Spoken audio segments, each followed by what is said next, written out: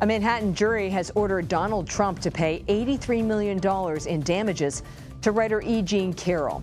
Carroll claimed Trump defamed her after he accused her of making up sexual assault allegations. A separate jury declared the former president liable for sexual abuse and defamation last year.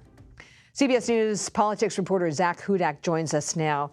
So how is the former president reacting to this defamation payment of over $80 million? He is, Catherine, already fundraising off of it. He's referring to it as a witch hunt, and he's saying that the legal system has been politicized in this country. So while it's financially painful for him, and even for someone very wealthy like him, there's no question he is not happy about the prospect of paying $83 million. But that notwithstanding, in many ways, every time he gets hit with some legal offense one way or another, he almost becomes more powerful politically. We see the donations pour in, and we see folks who were somewhat on the fence start to say, I don't like what I'm seeing. This seems a little bit questionable to me. So in many ways, the more legal trouble he gets into, the better he is set politically.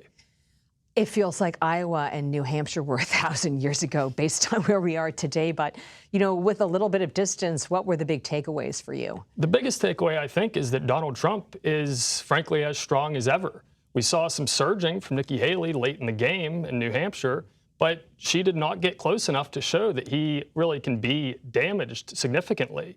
He is in a position now where he basically just needs to maintain the momentum he has. She, meanwhile, is trying desperately to take some of that away, but he's remaining in the news constantly because of these legal troubles. So the big takeaway is that Donald Trump is in as strong a position as he has ever been at this point in an election. Talk to us a little bit about this idea that the GOP was going to essentially say it's over and he's the nominee, and then they kind of pulled back from that. What was going on there?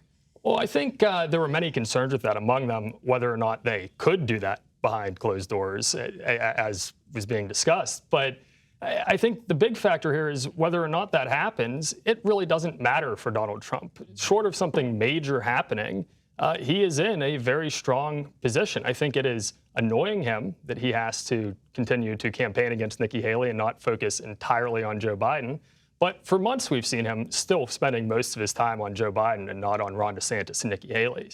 So frankly, even though that might have made him happy if they were able to basically declare him the nominee, it doesn't really change what he needs to do here. And it looks like one of the lessons for him is that you don't have to participate in these presidential debates where, unfortunately, the voters really lose out. So what's the reaction from the Biden campaign?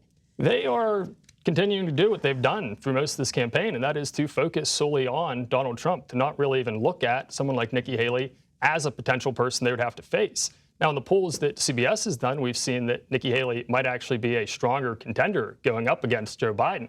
But at least publicly, that's not something his campaign acknowledges. They are framing this as Donald Trump is effectively already the nominee, and he did not do well for you economically, and he will take rights away from you. So they are going full out on Donald Trump is what we're up against, and you need to be afraid of what he could do.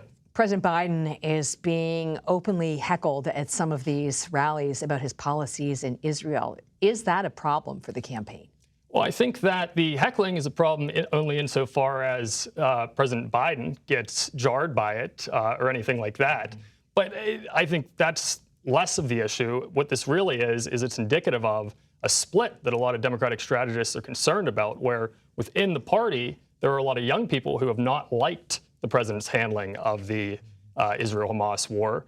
And many of those people would therefore potentially lose their motivation to go to the polls. And even beyond that, there are older people in the party who have liked the president's handling of it, but they're hearing these very loud voices from the young part of the party, and that's concerning them too. So it's a political problem in that it's caused a fracturing within Joe Biden's own party, and he needs to reckon with that to maintain their support. And if it is a matchup in the end between himself and former President Donald Trump, he's going to need to consolidate every single part of the party behind him. That's exactly right. Zak Hudak, thank you so much for your reporting this week.